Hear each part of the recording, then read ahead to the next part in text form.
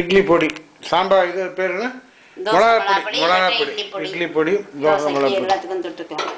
இது அடுப்பை பற்ற வச்சு அதில் கடாய் போட்டு ஃபஸ்ட்டு வந்து எள்ளை வந்து எண்ணெய் இல்லாமல் எவ்வளோக்கு எவ்வளோ எள்ளு போடுறோமோ அவ்வளோ நல்லது. இது மாதிரி 2 பிடிச்சி போட்டிருக்கேன். எங்கள் காலத்தில் எள்ளு ரொம்ப பிடிக்கும், அதனால் 2 பிடிச்சி போட்டிருக்கேன்.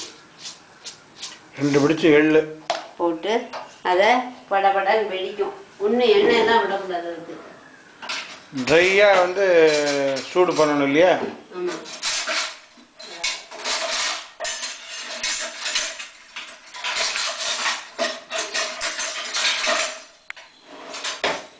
எள்ளை போட்டு வெறும் இருப்ப சட்டியில்